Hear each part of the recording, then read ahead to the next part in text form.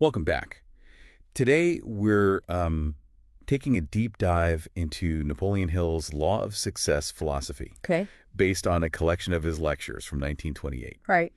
And we've got this great stack of sources that you've provided here. Yeah. And I'm ready to kind of get into it. It seems like you're really interested in this idea of unlocking your potential. Yeah.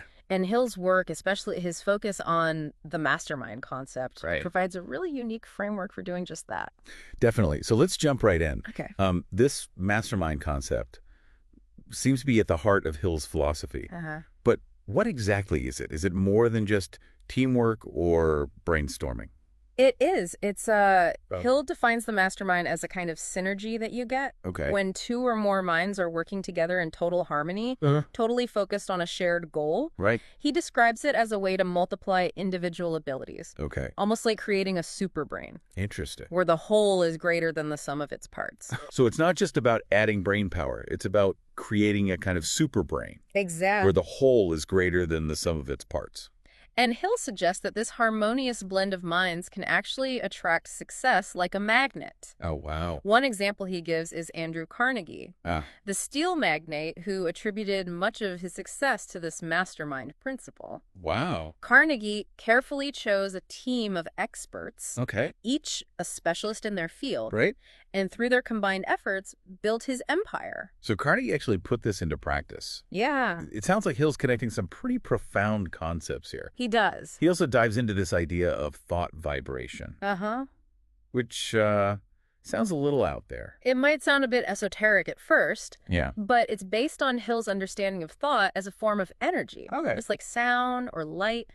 He believed that thoughts are transmitted and received by our brains.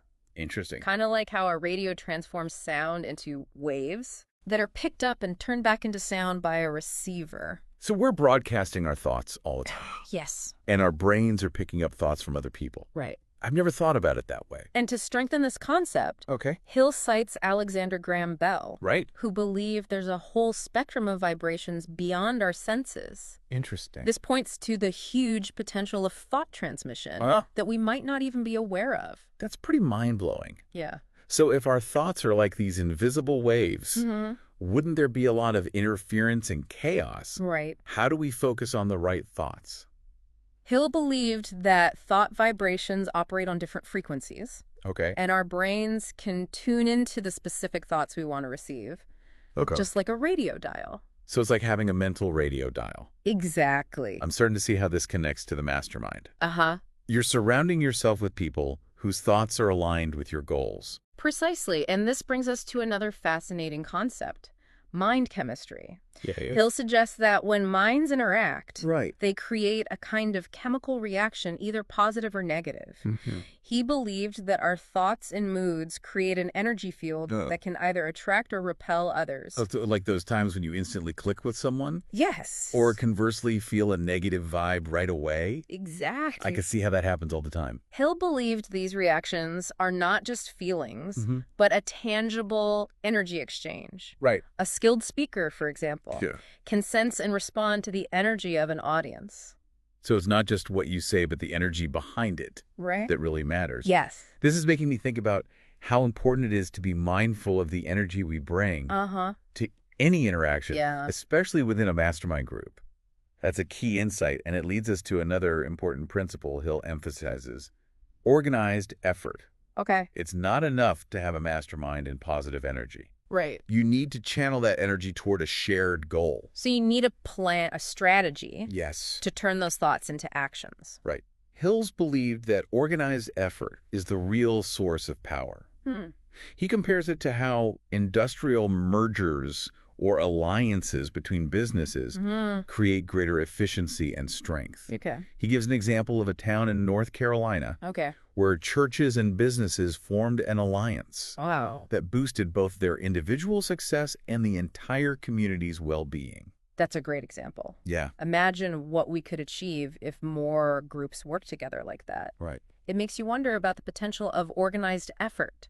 If churches, schools, and local media all came together Yeah. to make positive change in a community. It's a powerful thought, Right. and it really gets to the heart of Hill's message. So we've talked about the mastermind thought vibration, mind chemistry, and organized effort. Yeah. How do we actually put these principles into action to create success? Well, Hill outlines several actionable steps to cultivate your own mastermind. Right. It starts with defining a definite chief aim, which is basically a clear and specific goal you want to achieve. Yeah.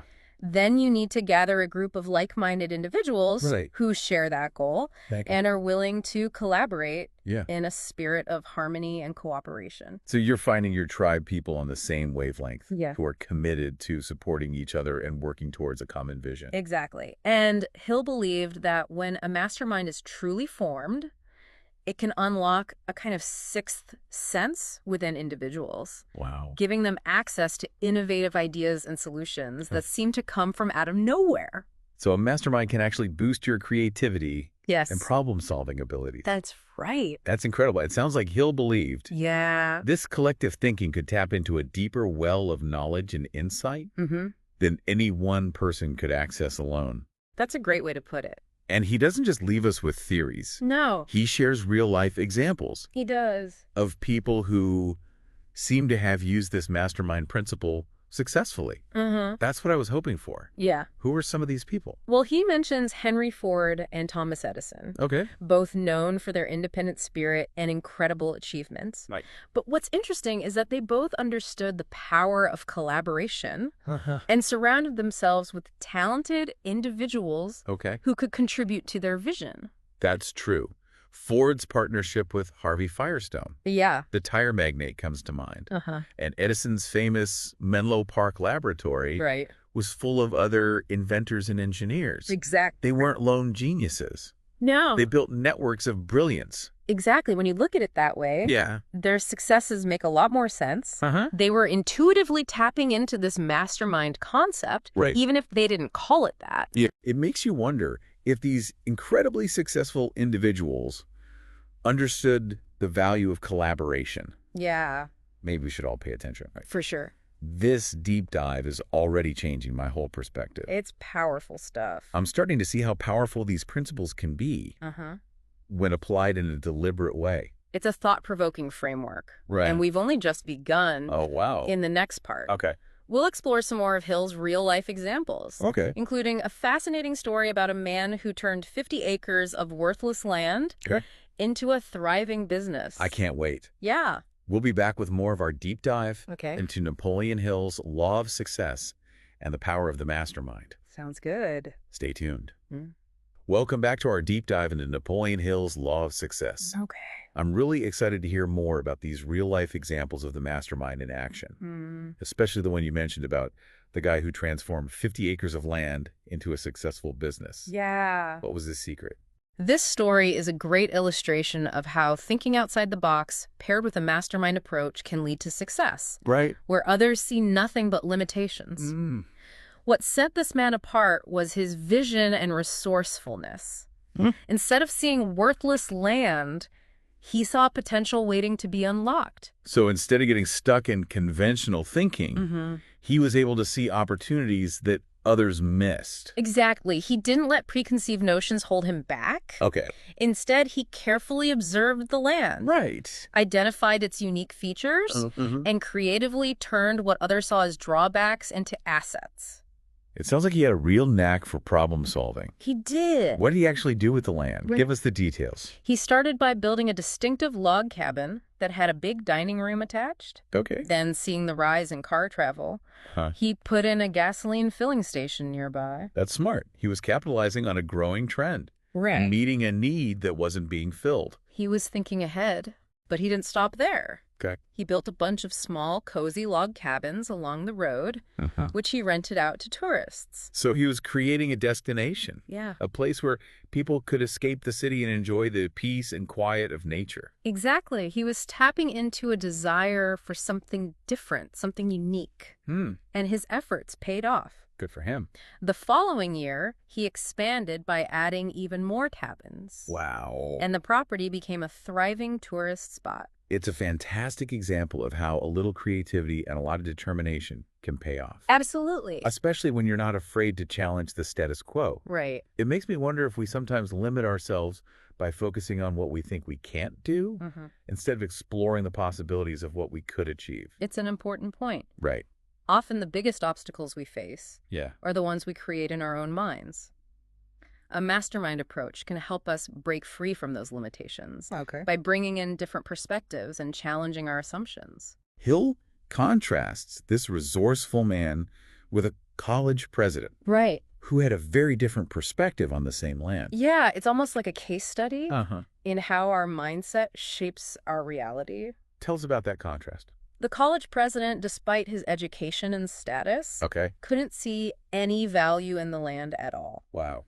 It's a great example of how a limited perspective, even one backed by academic credentials, can blind us to opportunities. It's like he was so focused on what he thought he knew that he couldn't see the potential right in front of him. Exactly. He probably saw it as just a bunch of trees and dirt. Hill uses this contrast to highlight that education is only truly valuable when it's combined with imagination and the ability to think outside the box. It's not just about what you know, but how you apply that knowledge. Right. And whether you're willing to challenge your own assumptions. That's where the mastermind comes in. Right. It helps you break out of those limiting thought patterns. Surrounding ourselves with people who have different backgrounds, experiences, and ways of thinking can help us challenge our own biases and open our minds to new possibilities. It's like having a mental toolbox.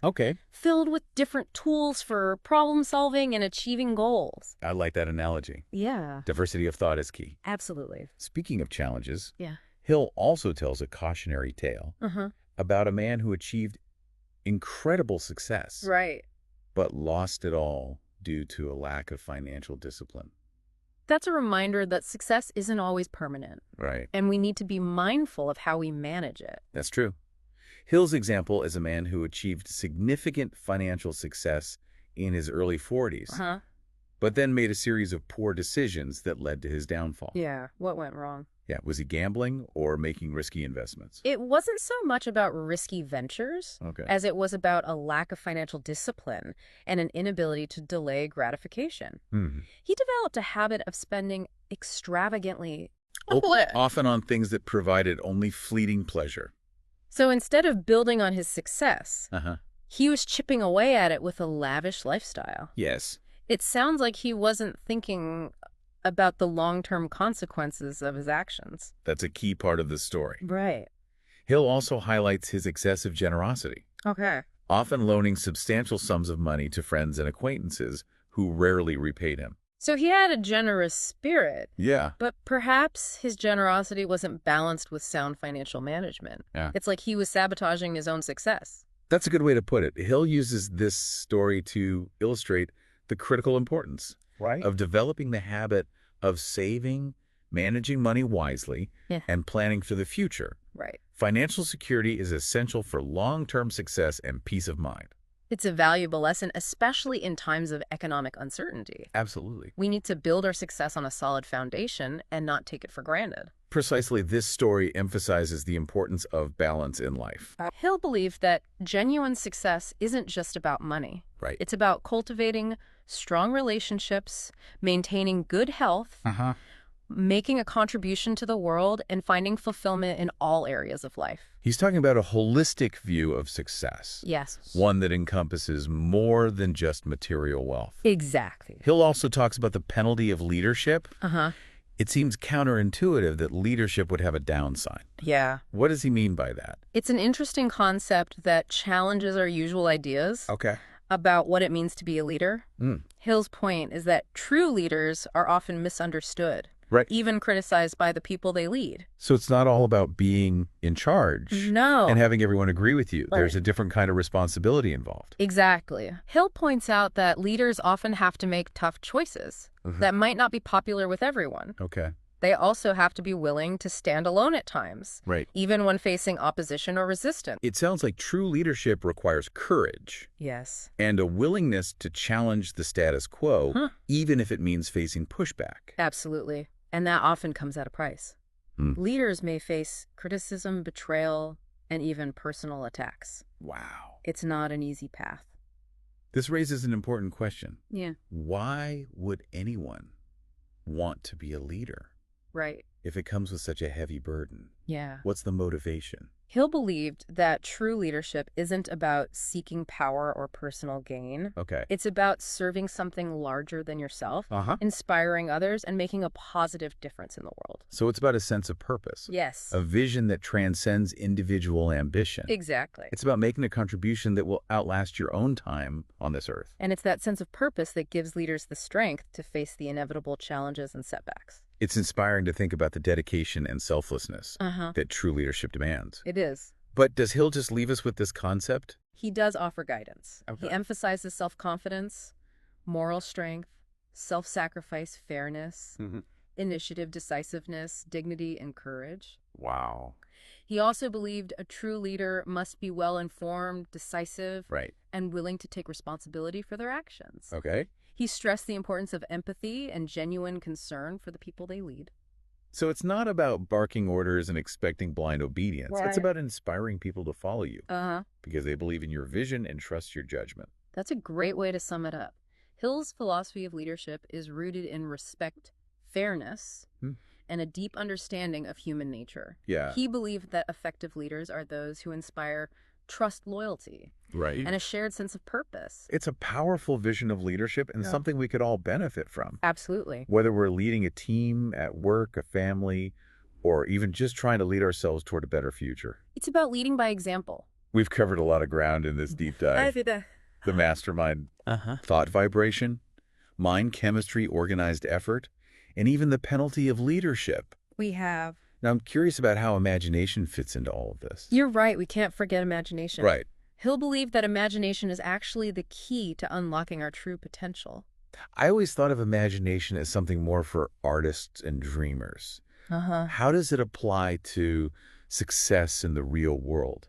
That's a common misconception, and one that Hill directly challenges. Okay. He argues that imagination is the driving force behind all innovation, creativity, and progress. It's what allows us to envision new possibilities, solve problems, and create something from nothing. Interesting. It's the bridge between our thoughts and our actions. So it's not just about daydreaming. Right. It's about using our minds to make tangible things happen in the world. Yeah. It's about translating those dreams into concrete plans and actions. Exactly. In the next part of our deep dive, we'll explore some specific techniques that Hill suggests for stimulating and harnessing the power of imagination. I can't wait. I'm ready to get those creative juices flowing. Sounds good. But before we move on, I want to take a moment to reflect on something you said earlier. Okay. About this man who turned what others saw as worthless land into a thriving business. It's a great example of how a shift in perspective can change everything. Exactly. He didn't let the perceived limitations of the land define what was possible. Right. He saw the potential and took action to realize it. He did. I think there's a powerful lesson in that for all of us. Absolutely. It reminds us that we have more power than we realize to shape our own reality. Yeah. And often the first step is simply believing that something is possible. So true. It makes you wonder if we could apply that kind of thinking to other challenges we face. What seemingly impossible dreams could we turn into reality? That's a great question to ponder as we move into our final part, where we'll explore the power of imagination and how to apply these principles to achieve our goals. I'm ready to unlock those possibilities. We'll be right back with the final part of our deep dive into Napoleon Hill's Law of Success. Welcome back to our deep dive into Napoleon Hill's Law of Success. We've been exploring some incredibly powerful concepts. We have. And I'm really intrigued by this idea of imagination as a key to unlocking our potential. Yeah. It feels almost magical. It does. But I know Hill is all about practical application. Right. So what are some specific techniques for stimulating and harnessing this power? Well, you're right. Hill was all about turning ideas into action. Yeah. He believed our imagination can be trained just like a muscle. Okay. He suggested several methods, and they all revolve around using our minds in new and creative ways. So we're not talking about just letting our minds wander aimlessly. Right. It needs to be more focused than that. Exactly. Daydreaming can be a starting point. Okay. But Hill encourages us to be more deliberate, One technique he calls synthetic imagination involves taking existing ideas or concepts and combining them in new ways. Interesting. Kind of like taking familiar ingredients and creating a brand new recipe. I like that analogy. Yeah. It reminds me of how chefs experiment with different flavor combinations to create something unique and delicious. Right. So it's about taking what we already know and looking at it from a fresh perspective. That's a great way to put it. Okay. And Hill believed that this process of mixing and matching ideas is essential for coming up with creative solutions and breakthroughs. It makes sense if we get stuck in our usual ways of thinking. Right. We might miss those unexpected connections that can lead to innovation. Exactly. What else did Hill recommend? He also encouraged people to actively seek out new experiences, ideas and perspectives, things like travel reading, and conversations with people from different backgrounds can all spark our imagination and lead to new insights. It's like giving your mind a fresh dose of inspiration. Yes. Stepping outside our comfort zones can open us up to a whole world of possibilities we might not have even considered before. Exactly. Hill believed that this kind of mental cross-training keeps our imagination flexible and ready for anything. So we've got deliberate idea combination and expanding our horizons. Yeah. Are there any other techniques Hill suggested? Hill also emphasized creating a positive and supportive environment for our imagination to thrive in. He believed that the people and ideas we surround ourselves with play a big role in shaping our thoughts and beliefs. So if we're constantly bombarded with negativity or limitations, it can be harder for our imagination to take flight. That's right. It's like trying to grow a plant in a dark room. It needs sunlight and space to flourish. That's a great analogy. Hill encouraged people to create a mental and physical space that nurtures creativity and allows the imagination to blossom. It makes me think about the importance of surrounding ourselves with people who inspire us, who believe in our potential. Yes. We need those positive influences to fuel our creative fire. We do. But it's not enough to just imagine, right? No. Hill also talked about the importance of turning those imaginative ideas into concrete plans. Absolutely. Hill was very clear that imagination is only truly powerful when paired with action. He urged people to take those imaginative visions and translate them into specific goals, plans, and strategies. So it's about bridging that gap between dreaming and doing. Yes. We need to have a roadmap to turn those ideas into tangible results. Exactly. It's like having a detailed blueprint to guide us through the construction process. Right. And Hill provides a framework for this. Okay. He encourages us to write down our goals, break them into smaller steps, and take consistent action toward achieving them. This is starting to feel like a recipe for success. It is. We start with a definite chief aim. Use the mastermind to tap into a higher level of thinking. Right. Leverage organized effort for momentum, then apply our imagination to see the possibilities, and finally take concrete steps to make it happen. You got it. Hill's Law of Success is a holistic approach to personal and professional fulfillment. Yeah. It combines understanding the power of our minds, leveraging the support of others, and taking focused action towards our goals. It's been an incredible journey exploring these ideas with you. It has. We've uncovered so many fascinating insights and practical strategies. We have. For harnessing the power of the mastermind, thought vibration, mind chemistry, organized effort, and imagination. It's been a pleasure sharing these concepts with you. Likewise. And remember, the most important thing to take away from Hill's work is this. Okay. Success isn't a destination. It's a journey of continuous learning growth and striving to be your best self. It's about unlocking the potential that's already within us. Yes. And using these tools to create a life of meaning and achievement. That's right. Who knows what amazing things we can accomplish when we tap into that power. Exactly. It's all about taking that first step and seeing where the journey leads. This has been a fantastic deep dive into Napoleon Hill's Law of Success. Yeah. We hope you've enjoyed exploring these powerful ideas with us. We do. And we encourage you to continue learning, growing, and reaching for your own version of greatness. Until next time.